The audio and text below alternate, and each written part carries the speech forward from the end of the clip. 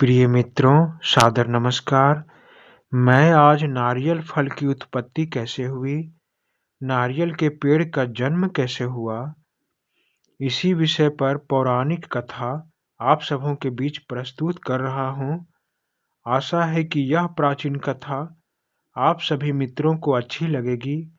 मित्रों, यदि यह पौराणिक कथा आप सबों को अच्छी लगे तो कृपया मेरे इस चैनल को सब्सक्राइब कर घंटी दबाकर ऑल पर क्लिक करें, जिससे मेरी सभी वीडियो आप सबों के पास पहुंचती रहे और मैं सदा आप सबों की सेवा में अपनी उपस्थिति बनाए रखूं।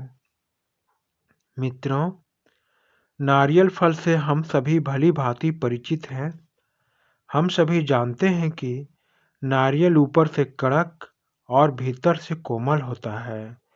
यही एक फल है जो समुद्र के तट पर फंस जाने वाले यात्रियों को अपना पानी और भोजन देकर कुछ दिनों तक जीवित रख सकता है, क्योंकि समुद्र तट पर किसी टापू में जहां चारों ओर पानी ही पानी हो, तो वहां फंसा यात्री न सागर का खारा पानी पी सकता है, न ही वहां भोजन की कोई व्यवस्था होती है। ऐसे में एक नारियल फल ही होता है जो यात्री की जीवन बचा सकता है। तो आइए मित्रों, हम यह कहानी जानते हैं कि नारियल फल की उत्पत्ति इस पृथ्वी पर कैसे हुई। मित्रों, प्राचीन काल में सत्यव्रत नाम का एक राजा राज्य किया करते थे। वे नित्य दिन पूजा पाठ किया करते थे। उनके पास किसी भी भौतिक सुख की कमी नहीं थी।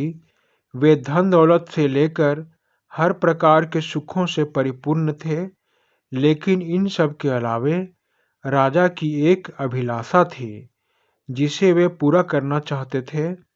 दरअसल राजा सत्यव्रत को किसी भी प्रकार से स्वर्गलोक जाने की बहुत इच्छा थी, क्योंकि बचपन से राजा ने स्वर्ग की बहुत सी कहानियां सुनी थी। तो राजा ने सोचा कि जीवित अवस्था में मैंने बहुत सुख समृद्धि भोगा है, अब मृत्यु के बाद भी मैं स्वर्गलोक की सुख प्राप्त कर सकूं। लेकिन राजा सत्यव्रत को स्वर्ग जाने का मार्ग नहीं पता था। इधर दूसरी ओर ऋषि विश्वामित्र तपस्या करने वन की ओर चले गए। कुछ दिन बीत जाने पर ऋषि के परिवार भूख से व्याकुल हो रहे थे। तो यह बात पता चलने पर राजा सत्यव्रत ने ऋषि के परिवार का पालन पोषण की जिम्मेवारी खुद पर ले ली। कई वर्षों के बाद ऋषि विश्वामित्र तपस्या पूर्ण करके अपने घर वापस आए तो अपने परिवार को कुशल मंगल देखकर बहुत खुश हुए। उन्होंने अपनी पत्नी से पूछा कि मेरी अनुपस्थिति में तुम सबका देखभाल किसने किया। तब ऋषि के परिवार ने बताया कि आप तो हम सबको बिना बताए तप करने वन को चले गए थे, तब हमारा पालन पोषण महाराज ने किया। यह सुनकर ऋषि विश्वामित्र राजा को धन्यवाद देने राजमहल की तरफ चल दिए। राजमहल पहुंचकर ऋषि ने राजा सत्यव्रत को धन्यवाद कहा।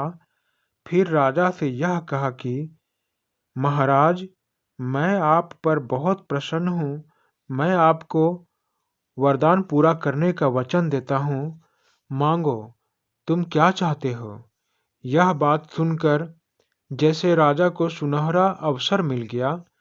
महाराज ने अति प्रसन्न होकर ऋषि विश्वामित्र के चरणों में गिरकर ऋषि से कहा, विप्रवर, आप मुझे कुछ देना ही चाहते हैं तो मुझे स्वर्ग लोक की यात्रा करने की बड़ी इच्छा है। मैं बचपन से ही स्वर्ग जाना चाहता हूँ। कृपया मुझे वहां जाने का वरदान दीजिए। राजा की प्रार्थना सुनकर ऋषि विश्वामित्र ने राजा को स्वर्गलोक जाने का एक रास्ता बताया। यह सुनकर राजा बहुत खुश हुए। सारे प्रबंध और रास्ते में उपयोगी चीजों को साथ लेकर वे उस रास्ते में चल पड़े। कुछ दिनों के बाद राजा स्वर्गलोक पहुंच गए। वहां पहुंचने पर स्वर्गलोक की चकाचौंध देखकर राजा अत्यंत प्रसन्न हुए। उन्होंने सोचा कि मैं अब स्वर्गलोक पहुंच ही गया हूं, तो अब यहीं पर निवास करूंगा।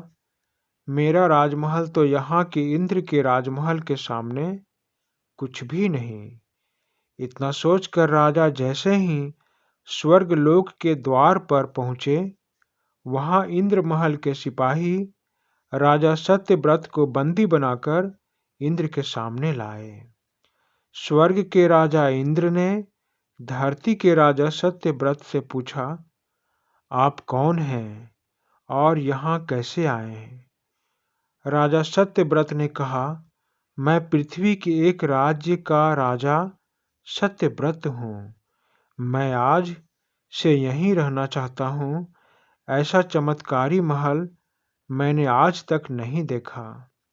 यह सुनकर देवराज इंद्र उस पर क्रोधित हो गए और उन्हें स्वर्गलोक से भूलोक पर वापस जाने के लिए कहा। ऐसा अपमान आज तक राजा सत्यव्रत का किसी ने नहीं किया था। वह स्वर्गलोक से अपमानित होकर वापस भूलोक में अपने राजमहल में आ गए। राजा ने तुरंत सारी घटना ऋषि विश्वामित्र को बताया। राजा की बात सुनकर ऋषि विश्वामित्र गुस्से में आग बबूला हो उठे। उन्होंने इस समस्या का हल और देवराज इंद्र को सबक सिखाने के लिए अपनी शक्ति से स्वर्गलोक और भूलोक के बीच एक नया स्वर्ग निर्माण कर दिया और इस नए स्वर्गलोक का राजा अपने शिष्य सत्यव्रत को बना दिया।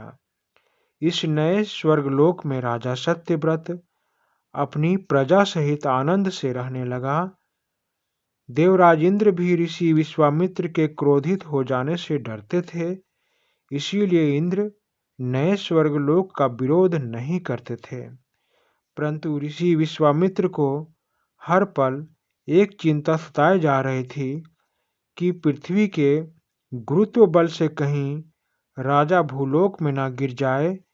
इसीलिए ऋषि विश्वामित्र ने एक लंबे खंभे को पृथ्वी से टिकाकर उसका दूसरा सिरा नए स्वर्गलोक में टिका दिया।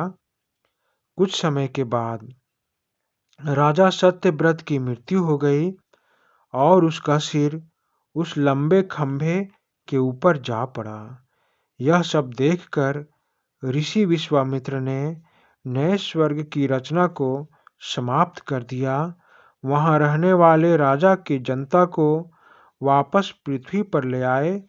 परंतु जब ऋषि ने लंबे खंभे को हटाना चाहा, तो उन्होंने देखा कि खंभे के ऊपर बहुत सारे फल लग गए थे और पत्ते भी थे। भविष्य में लोक कल्याण की दृष्टि से उन्होंने इस पेड़ को नहीं हटाया। इस प्रकार नारियल पेड़ और नारियल फल की उत्पत्ति हुई। धन्यवाद मित्रों, धन्यवाद।